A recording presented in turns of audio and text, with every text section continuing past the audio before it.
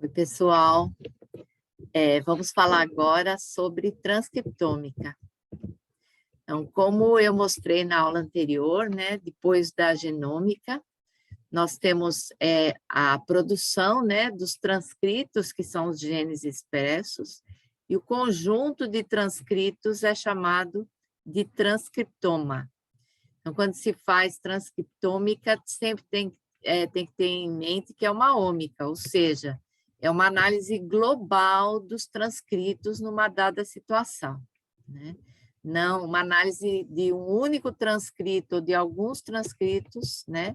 Isso é biologia molecular. Transcriptômica são análises globais. Quando se começou a sequenciar os genomas, né, naqueles marcos históricos que a gente viu, ficou claro, né, que o genoma é muito mais complexo do que se imaginava. Então, que a grande maioria do que havia no genoma, né, era DNA não codificante. E havia um grande interesse, como ainda há, em identificar e avaliar os genes expressos em uma dada situação. Então, aqui, considerando isso, né, como a gente viu antes, né, a gente tem muito mais tipos de RNA mensageiro do que de genes no DNA, né? Então, a quantidade de genes que tem, ela gera vários tipos de RNA mensageiro, por causa do splicing alternativo, né? E esses RNAs mensageiros ainda, eles podem, os seus produtos, né, ser combinados, né, para gerar diferentes proteínas. Então, tendo isso em mente, né, apareceu a transcriptômica. Então, passou, né, da análise do genoma para a análise do transcriptoma, né? E essa análise de transcriptômica, ela envolve diversos tipos de abordagens, a gente vai ver algumas aqui nessa explicação. Uma delas, que foi inclusive uma das primeiras, né, foi a expressão baseada em microarranjos ou microarrays. Então, o que é um microarranjo, né? É chamado, são genes que são plotados numa superfície sólida, em geral, tipo uma lâmina, e em cada posição você tem uma sequência que representa um gene. Então, a lâmina, no seu total, é chamado de microchip de DNA, né? Então, é uma lâmina onde a gente plota essas sequências de interesse, e aí você vai sempre trabalhar com duas situações em transcriptoma. Uma é a situação tratada, outra a situação não tratada, ou o que a gente chama caso e controle, ou uma situação A e uma situação B que você quer comparar entre si. Então, você tem, então, para cada situação, né? Por exemplo, a situação A, você vai ter uma amostra de todo o transcriptoma daquele indivíduo, daquele tecido que você está analisando. E a mesma coisa da situação B, né? Aí você marca esses transcritos, esses RNAs, eles vão ser convertidos para cDNA, a gente vai ver daqui a pouquinho como isso é feito, e eles são marcados e depois você hibridiza essas amostras simultaneamente, né, com o microchip de DNA. Então, aqui só mostrando alguns modelos, né? Tem esse, que é bem parecido com uma lâmina de microscopia, né? Tem esse outro modelo. E aqui mostrando o equipamento que plota, que marca, que fixa o DNA, né, nessa lâmina, né? Para que ela possa ser analisada. Como é que é feita, então, essa análise e a leitura, né? Então, eu tenho um gene expresso em A, ele vai marcar nessa cor verde, o gene expresso em B vai marcar em vermelho, o gene expresso em ambas as amostras vai marcar em amarelo, e quando não houve expressão nem em A nem em B, ele vai ficar sem marcação, né? Vai ficar escuro, né? Então, aqui eu peguei esse pedacinho aqui, amplifiquei. Então, vocês veem aqui várias situações, né? Por exemplo, aqui em verde, tudo que está em verde significa o expresso na situação A, em vermelho na situação B, os amarelos são ambas as situações e o preto aquilo que não foi detectado na amostra. Essa técnica, por exemplo, ela foi muito aplicada e ainda é aplicada até hoje em estudos de câncer. Estudos de câncer, frequentemente, por exemplo, eles comparam amostras tumorais com tecidos normais, com o mesmo tipo de tecido, né? Num microchip desse, como essa lâmina aqui, você pode plotar todos os genes que os humanos têm, mais vários tipos de mutações. Então, quando você faz essa análise, essa detecção, você consegue fazer um screening. Então, é bem interessante. No caso de plantas, por exemplo, você pode colocar uma determinada família gênica de um gene de seu interesse de várias plantas diferentes. Ou você pode pôr todos os transcritos possíveis, né, da Arabidopsis thaliana ou do arroz, milho. Então, esses microchips eles estão disponíveis também na forma de serviço. Então, você extrai o RNA, converte para cDNA, envia para o serviço, para a empresa que presta o serviço, e a empresa ela te manda, ela não vai mandar essa imagem, ela já manda os gráficos, né, com os resultados, então, e também planilhas. Essa técnica ela é excelente para fazer um screening. Então, quando você quer saber se o gene está expresso ou não está expresso numa determinada situação, ela pode ser usada. Tudo isso é feito em triplicata técnica, porque se houver algum erro no procedimento, né, as triplicatas elas são usadas para dar uma força estatística, né, mas essa técnica não quantifica a expressão. Então, por exemplo, esse ponto vermelho, eu sei que ele está expresso em B, mas eu não posso dizer que ele está mais ou menos expresso do que esses outros pontos vermelhos aqui, que estão em alguma situação aqui até em uma intensidade menor. No início, tentaram usar essa técnica como uma técnica não só qualitativa, ou seja, está expresso ou não está, mas quantitativa também, só que isso apareceram vários vieses e problemas de reprodutibilidade, então esse teste deixou de ser usado para verificar a quantidade de expressão, o nível de expressão, né? Então, a metodologia que é mais usada hoje, chamada de metodologia de RNA-seq, o RNA-seq, ele tem a mesma base, né? Então, a gente isola o RNA mensageiro, em geral, de 2 situações ou mais, que você quer comparar entre si, né? A primeira etapa é você transformar o RNA num cDNA.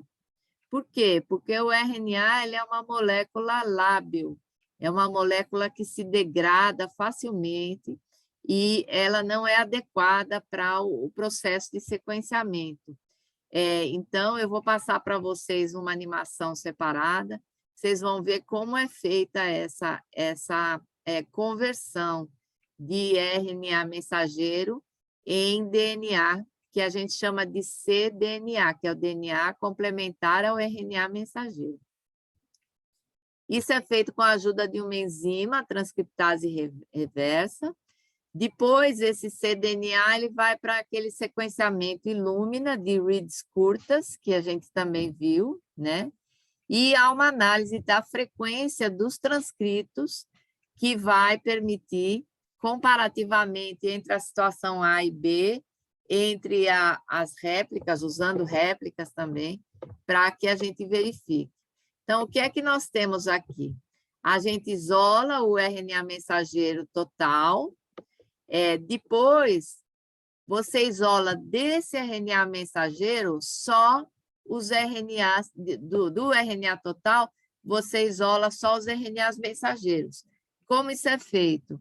A partir dessa região, 3' do RNA mensageiro maduro, que tem o que a gente chama de cauda poli-A, que a gente também viu numa aula anterior.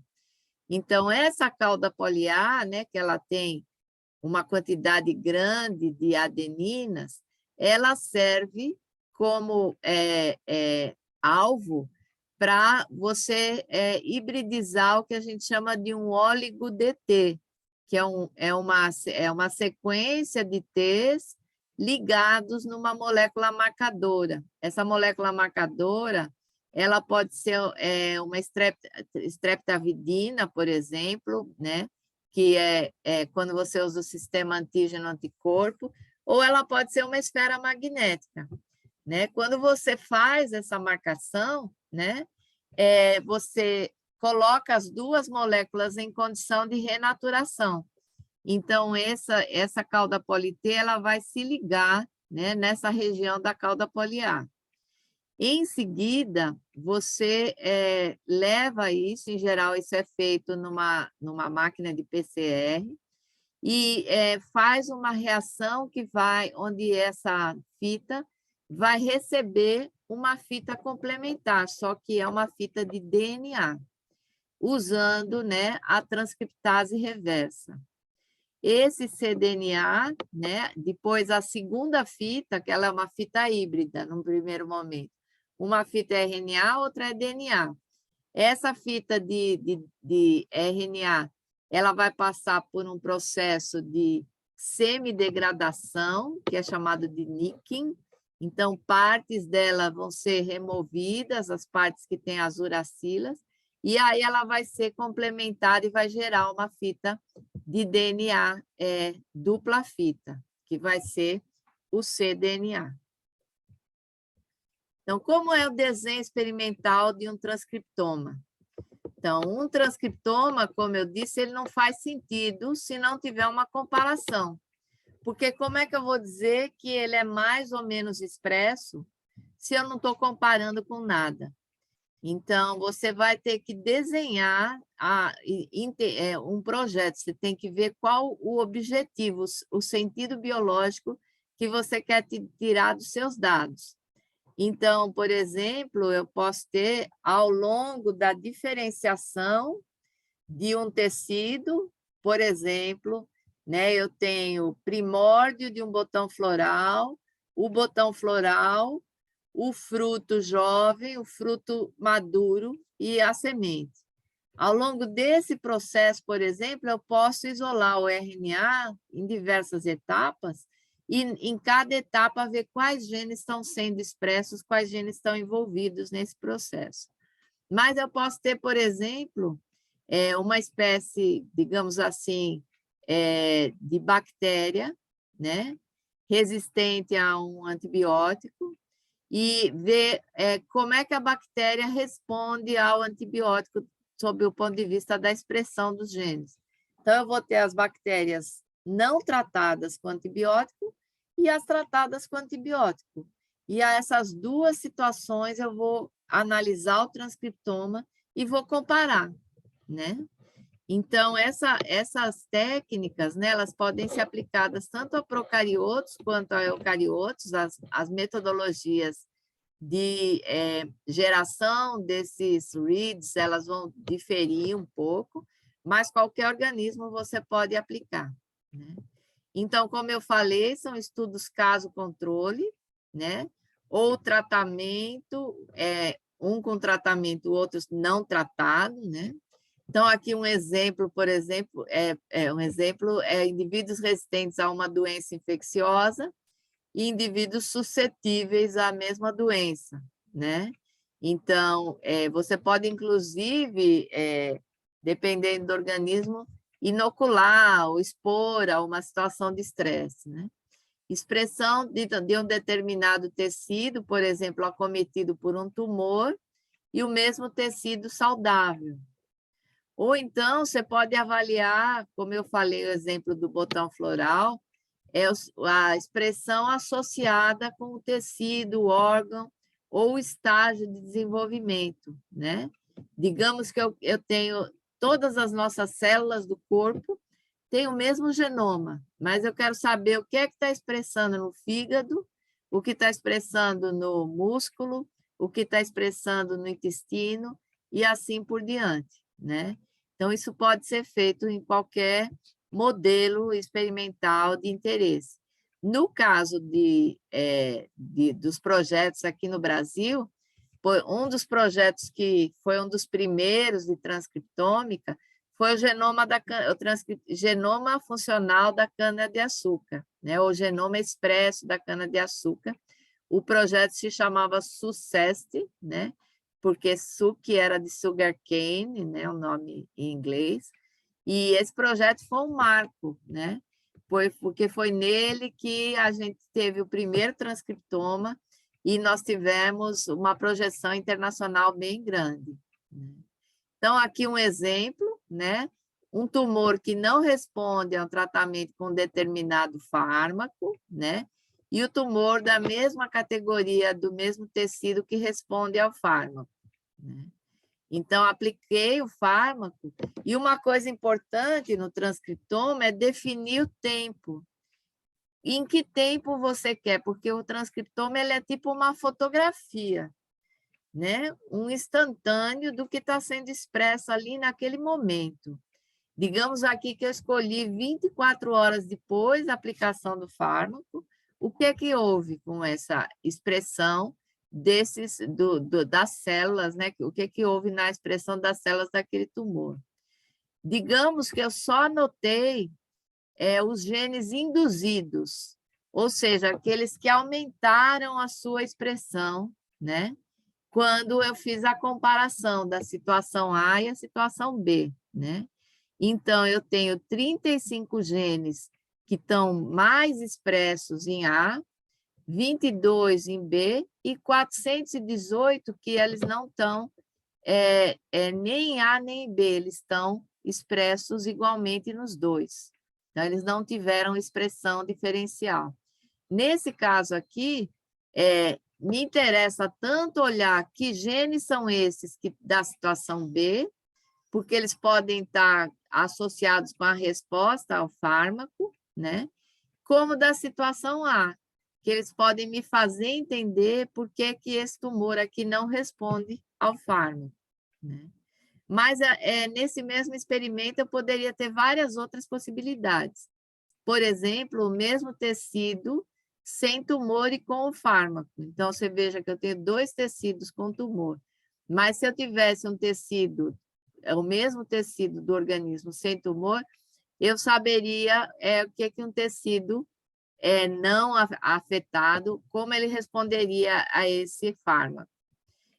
Ou o mesmo tecido, né, sem tumor e sem fármaco, né? Isso seria um controle negativo, né? Para mim saber o tecido na situação normal, não exposto ao fármaco.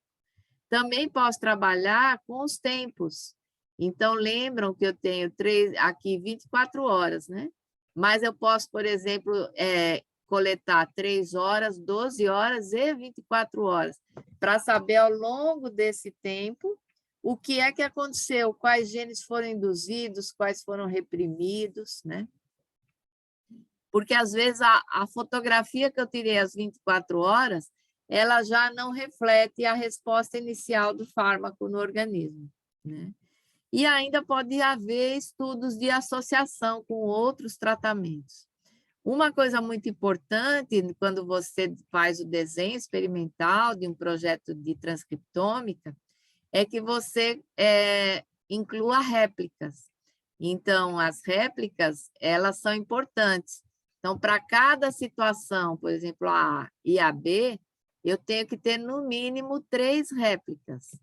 Por quê? Porque se tiver e são, no caso, por exemplo, se for possível, 3 indivíduos diferentes que seriam réplicas daquela, representando aquela situação, né? A outra possibilidade são réplicas técnicas, né?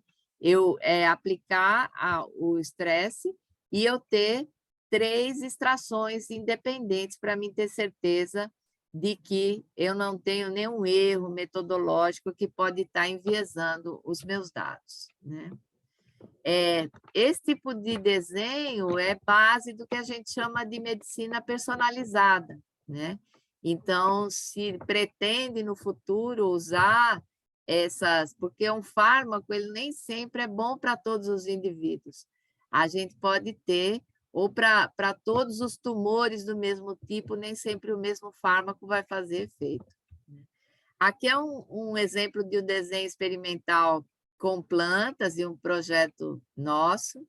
Então, eu tenho aqui a planta que vai ser tratada e a planta controle, né? Então, a tratada foi submetida ao estresse, por exemplo, eu inoculei essa planta com um vírus patogênico de plantas, né? E o controle não foi tratado, não foi inoculado. Ele passou pelo mesmo processo, mas o líquido que eu usei para inocular essa planta, ele foi usado sem o vírus. Então, com isso, eu posso comparar os dois, né? Aí nós temos as réplicas, né? 3 indivíduos dessa e 3 indivíduos dessa, e os experimentos aplicados independentemente. Eu extraio o RNA total, né? Aí, desse RNA total, depois eu vou capturar os RNAs mensageiros pela cauda poliar, né? Usando aquele oligo-DT, né?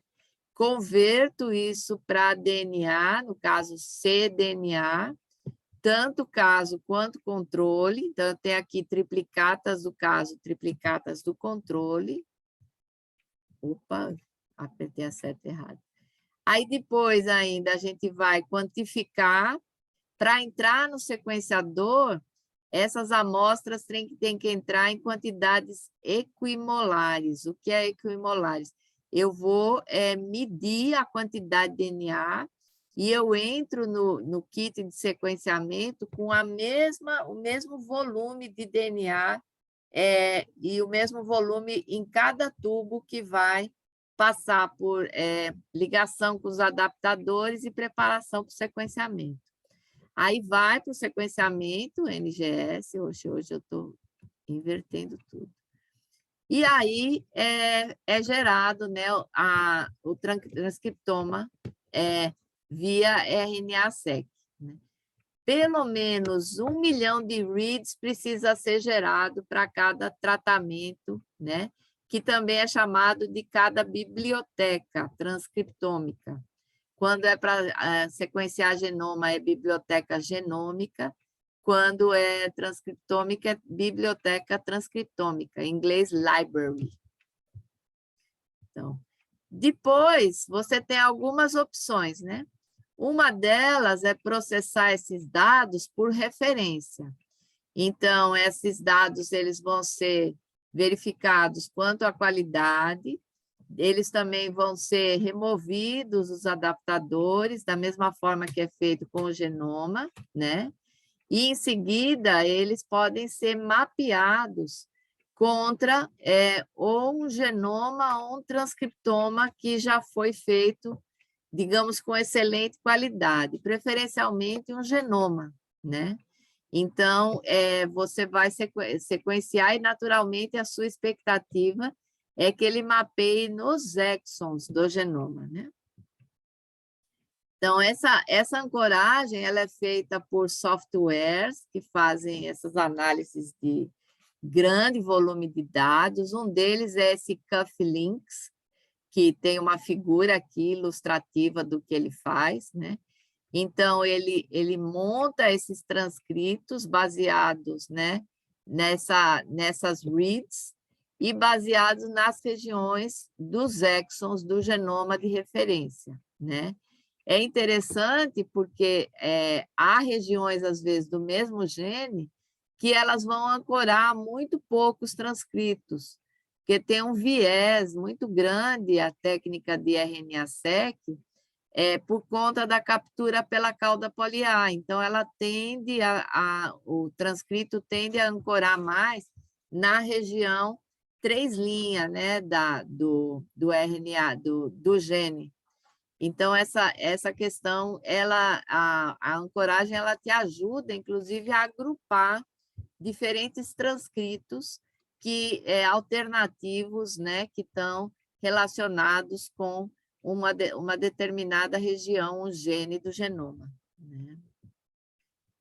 Tem algumas terminologias aqui também, né, que algumas a gente já viu, mas nesse caso aqui é específico para RNA-seq, né?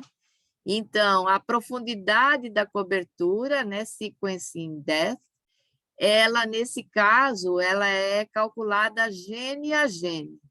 Então, você tem um gene 1, vai ser calculada essa profundidade considerando os transcritos, né, as reads do RNA-seq que ancoram nesse determinado gene, né? Baseado nessa ancoragem, né, você também pode mapear o comprimento do gene, né, em nucleotídeos, né, no caso, cada gene-alvo. Né? E o gene counts é o número de reads mapeadas num determinado gene do seu interesse. Esses números, eles são base de cálculos, inclusive, para o nível de expressão, que a gente vai ver um pouco nessa aula. Né? Além dessa montagem por referência, você pode, se você não tiver um genoma de referência, você só fez o RNA-seq e não tem como montar isso por referência, você também pode fazer esse processamento, né, de dados naquela mesma forma de novo, como eu falei que pode fazer o do genoma. Então, da mesma forma, você vai verificar a qualidade, vai fazer a trimagem e vai fazer contigs entre os transcritos, né? E aí, os parâmetros dessa montagem, eles, no caso, são um pouco diferentes, e o número de genes, quando você trabalha com montagem de novo, tende a ser maior do que o número de genes reais. Por quê? Porque você não tem um genoma de referência e alguns contigs, eles podem cobrir partes diferentes do mesmo gene e no processo de montagem eles não estão associados, né? Depois que você fez essa montagem, né, dos contigs, você faz a anotação funcional, que eu não vou falar muito sobre isso, porque vocês vão ter uma aula de banco de dados que vai comentar um pouco, né? Mas você joga esses contigs montados contra vários bancos que têm ferramentas que ajudam na identificação da função, né, desses genes ou desses transcritos montados em contigs. Né? Então, para calcular o nível de expressão, como eu falei, tem que ter sempre comparações, né? Então, aqui um exemplo de caso, que é a presença de um estresse, e de controle, que é na ausência do estresse. Então, você vai ter os 3 indivíduos do caso, os 3 indivíduos do controle, né?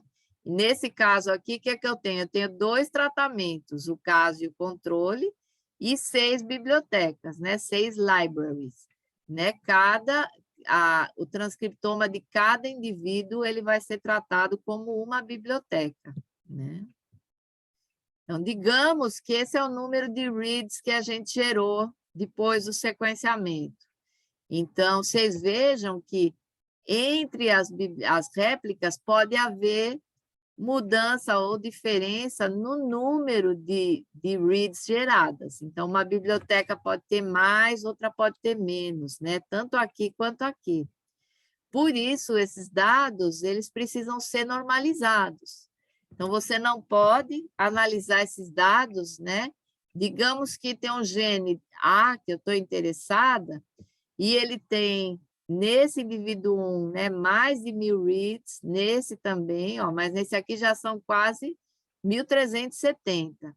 Agora, aqui no controle, ele tem um número bem menor, né? 29, 32 e 20. Para mim, está claro que ele é mais expresso no caso do que no controle.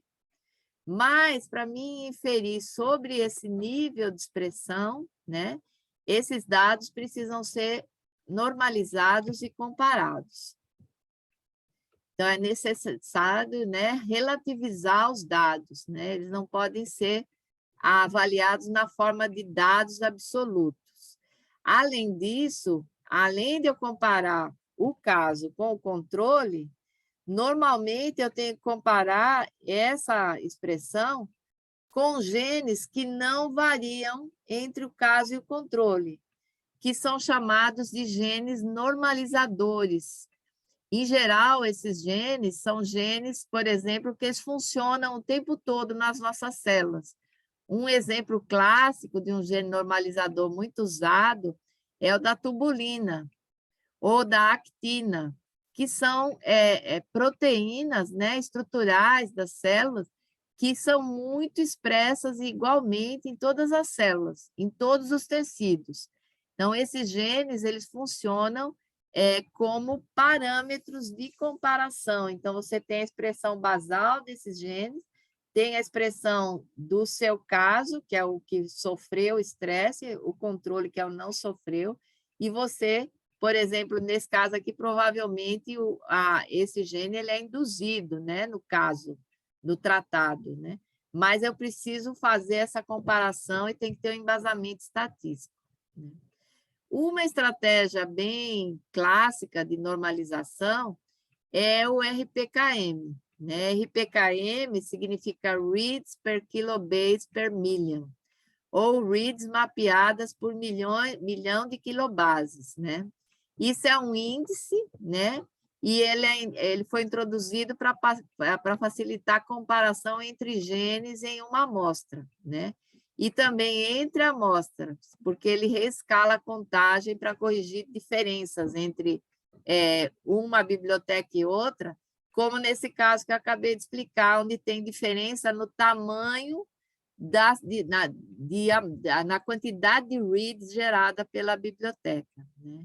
Então, essa é a fórmula, né? 10 a nona vezes a quantidade de reads mapeadas no transcrito de interesse, R é o número total de reads do experimento todo, e FLG é o tamanho do transcrito. Então, isso é calculado gene a gene, tá? Aqui mostrando, né, que essa é a primeira metodologia que foi proposta em 2008 para análise de dados de RNA-seq, dados de high throughput, né, dados massivos, como eu chamo, né?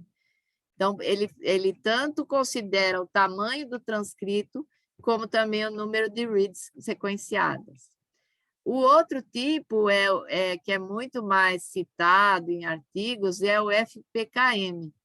Por quê? Porque o FPKM ele considera uma possibilidade que o sequenciamento Illumina tem, que é sequenciar pelas duas pontas. Aquilo que eu expliquei, que é sequenciamento paired-end, né? Quer dizer, as duas pontas elas são sequenciadas e depois o sequenciamento ele combina duas sequências. Nesse caso aqui, a palavra F de fragmento, né? Ela considera duas reads combinadas que seriam um fragmento. Então, ela é muito parecida com a abordagem anterior, né? Análoga ao RPKM, mas ela foi ajustada por causa do sequenciamento pelas duas pontas, né? Então, o que gera é um fragmento que é a combinação de duas reads, né?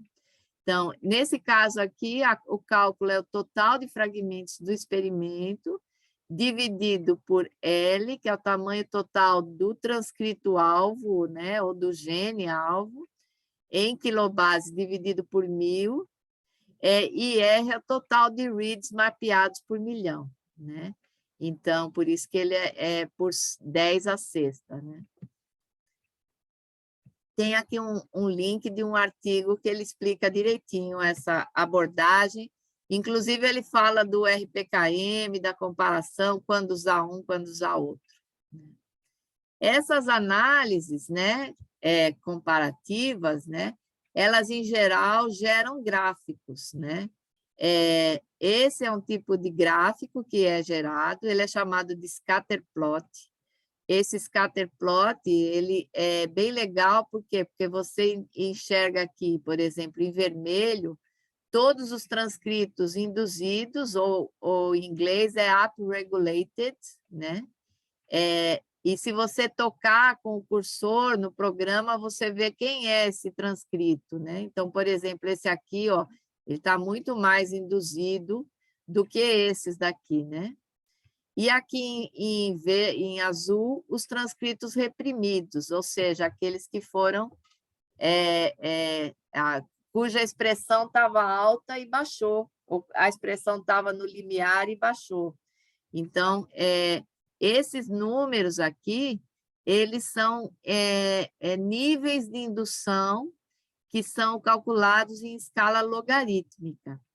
Eu coloquei aqui uma explicação desse programa, DSEC2, que é um dos programas mais usados para fazer esse tipo de análise, porque ele é bem complexo, porque ele compara tudo contra tudo.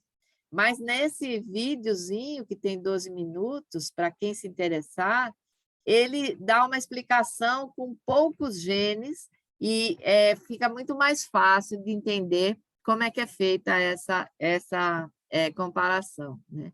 Aqui, nesse caso aqui, esse artigo aqui, ele é de tecido mamário em mulheres lactantes e mulheres grávidas. Então, o que é que eles queriam saber? Quais os genes estavam se expressando no tecido mamário na fase de lactação e na fase de gestação, antes do bebê nascer.